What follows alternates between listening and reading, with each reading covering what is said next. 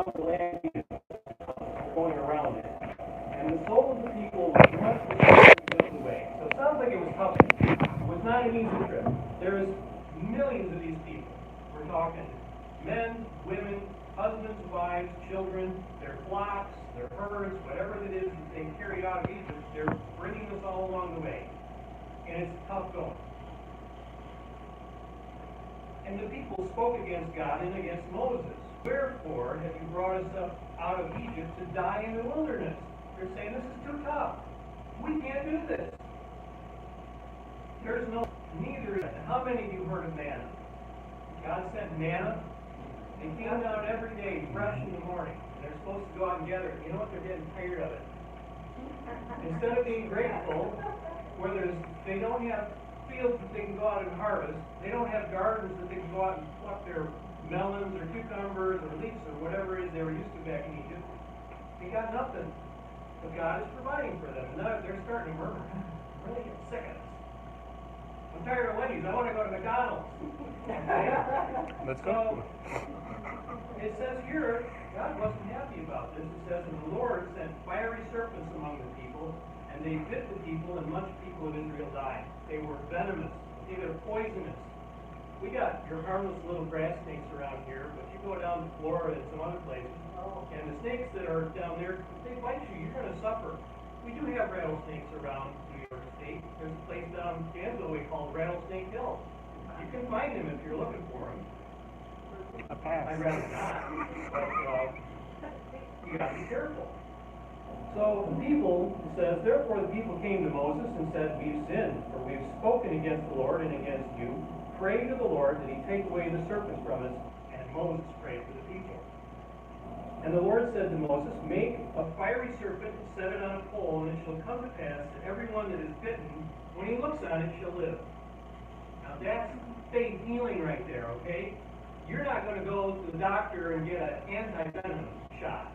You get bit, look at the serpent on the pole. Okay? Now, there's a little symbolism here. That snake on the pole was representing the snake that was going around. And why did that snake bite you? Because you were sinning. You were complaining against God. So Moses did that. He made a serpent, put it on a pole, and it came to pass that if a serpent had bitten any person, when that person beheld the serpent in the grass, he lived. So it worked. It worked.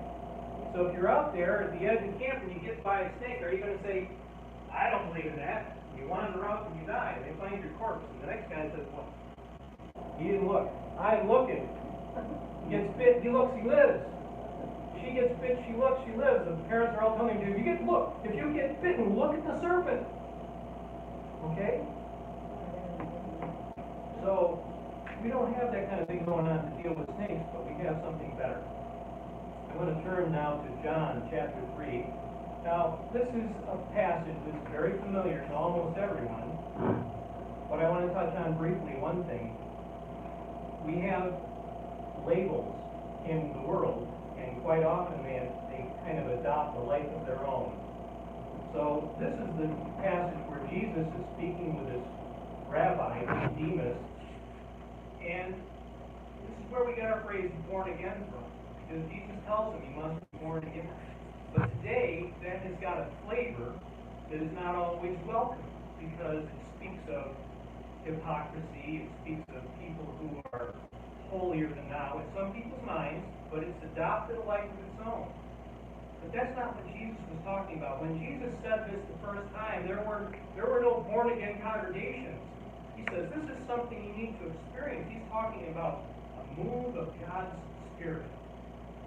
So there was a man of the Pharisees named Nicodemus, a ruler of the Jews, and this same person came to Jesus by night and said, Rabbi, speaking of Jesus, we know you are a teacher come from God, for no man can do these miracles that you do except God be with you. Jesus answered and said to him, truly, truly, I say to you, except a man be born again, he cannot see the kingdom of God.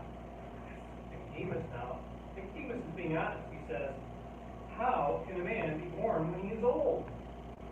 Can he go back into his mother's womb and be born a second time?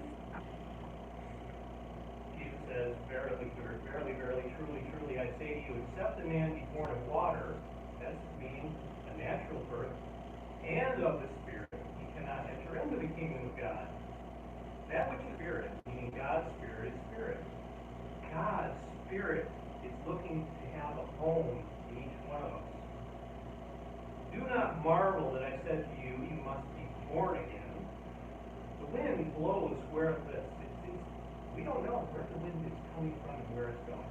You can get the weather forecast, you can get the Doppler weather, the Doppler radar deal, and you can see storms moving, but they didn't have that back then. Okay, they had no satellite images that showed which way the storm was tracking.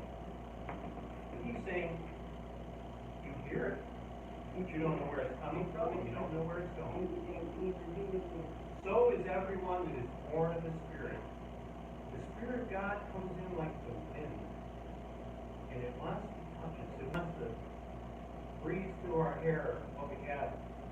Okay? It wants to move on our spirit. It's looking for a home. It's like you hear the wind best when it's in the branches of the tree, right? You've ever been out and suddenly a gust of wind comes and catches those branches and it makes a sound. Nicodemus answered and said to him, how can these things be? Jesus says, are you a master of Israel and a master teacher and you don't know these things?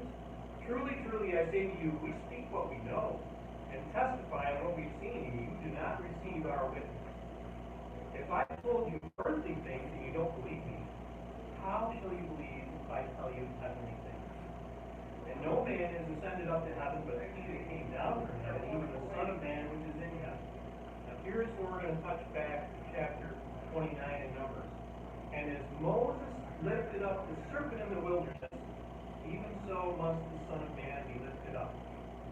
And whosoever believes in him should not perish, but have eternal life. He is referring to his upcoming death on the cross. He's speaking of this time when he is going to be raised up. He is going to become, as it were, the serpent on the pole. But now it's going to be the real sacrifice, and he is the real answer. The snake of sin that is bitten every one of us, every one of Adam's children, every one of Adam's race. We have an answer. We have the great physician to look to for the real cure for our condition. For God so loved the world that he gave his only begotten Son, that whosoever believes in him should not perish, but have everlasting life. That's being born again. It's looking and seeing who he is and believing that he is the Son of God. For God sent not his Son into the world to condemn the world, but that the world through him might be saved. He didn't come to pour hot water on us for our bad deeds. He said, look unto me, all the ends of the earth, to be saved. He came with a mission to take our place, to suffer the punishment that we deserve, so that we might have his righteousness and have eternal life because of him. And I'm going to turn forward to one other thing, just to tie this all together. This is what we all have a hope for because of Christ. This is John chapter 11, and this is the scene of Lazarus, the friend of Jesus, who has just been dead 4 days. And he shows up at the scene. Word had been sent to him that Lazarus was sick, but he delayed. He stayed with the disciples where he was, and as they're headed that way, he said, don't worry, he's asleep. But they didn't know that he meant he passed away already. And he explained to them, yeah, well, actually, he's dead, but we're going anyway. So he gets there, and on his arrival, Martha says, as soon as she heard that Jesus was coming, went and met him. But Mary sat still in the house. Then said Martha to Jesus, Lord, if you had been here, my brother had not died. It's like you would have been able to heal him. I think there's a little rebuke going on here. Why weren't you here to save him? Then she says, but I know that even now, whatsoever you will ask of God, God will give it to you. Jesus said unto her, your brother shall rise again. Martha says to him, I know that he shall rise again in the resurrection of the last day. Jesus answers her this way. He says, I am the resurrection and the life. He that believes in me, though he were dead, yet shall he live. And whosoever lives and believes in me shall never die. Believest thou this? She said to him, Yea, Lord, I believe that you are the Christ, the Son of God, which should come into the world. And when she had so said, she went her way and called Mary, her sister, secretly, saying, The Master is come and calls for you. As soon as she heard that, she rose quickly and came to him. Now Jesus was not yet come into the town, but was in that place where Martha met him. The Jews then which were with her in the house and comforted her when they saw Mary, that she rose up hastily and went out, followed her, saying, She goes to the grave to weep there. They're like, she's just going to go and mourn in another place. Then when Mary was come where Jesus was, she saw him. She fell down at his feet, saying to him, Lord, if you had been here, my brother had not died. Same thing her sister said. When Jesus therefore saw her weeping, and the Jews also weeping which came with her, he groaned in the spirit and was troubled, and said, Where have you laid him? They said to him, Lord, come and see. This is the shortest verse in the Bible. It says, Jesus wept. Don't ever think that in our sorrows that the Lord does not enfold us in his embrace, that he doesn't understand what we're going through, because he was a man of sorrows, acquainted with grief. He's a man in the flesh who knows what this frame is like. He knows what it is to feel emotions. He knows what it is to suffer loss. Then said the Jews, Behold how he loved him. I read this one time in a devotional that says, grief is an expression of love. It's okay to grieve. It's okay to have these feelings. That's part of our love. And some of them said, Could not this man which opened the eyes of the blind cause that even this man should not have died? Jesus therefore again, groaning in himself, comes to the grave. It was a cave, and a stone lay upon it. And he said, Take away the stone. Martha, the sister of him, ever the practical one, said, He's been dead by now 4 days. He's going to stay. Corruption. Jesus said unto her, Said I not to you that if you would believe, you should see the glory of God? Then they took away the stone from the place where the dead was laid.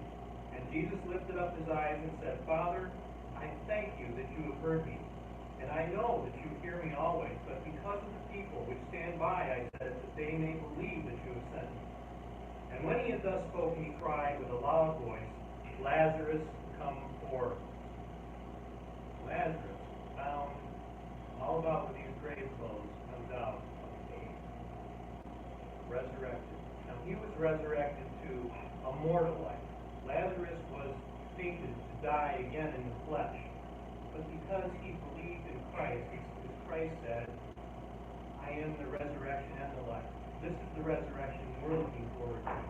When he will one day return, and graves are going to open, and believers, it doesn't matter if you're cremated or if you're buried, it does not matter. God is going to resurrect you in a new body that will be like the one that he has. Like the resurrected body that he has, that will not suffer, that will not die again. That is the hope that we have in Christ. It is a gift of God, as is the faith that he gives us to believe. So this is the message today. Moses had a temporary cure for a temporary condition. It could be fatal, but I'm just saying, it was in our time frame. You get sick, you can die. You looked at the snake, you could live. You were still going to die eventually. Jesus came so that he, being lifted up, taking our place, suffering the punishment that every sinner deserves, and being put in the grave, God was satisfied with his sacrifice and raised him from the dead, as showing us the type of the resurrection that we one day will have, being in his likeness, looking forward to his return. So that's the message today, a message of hope that we have in Christ. He's my only hope. There's a lot of things I'd like to do. I'd like to go fishing. I have a little plan to go to the coast and go catch some fish. But you know what? If I don't make it, if God says, your time is up, my greater hope is Christ. Every day, every moment. into a word of prayer? Father, we ask for your blessing on every soul here. If there's anyone here for the first time hearing these words, desires to be a child of God, Lord, look upon them, breathe upon them with your Spirit, come into that soul, and give them life in Christ. And we thank you in Jesus' name. Amen. Well, thank you for being here today.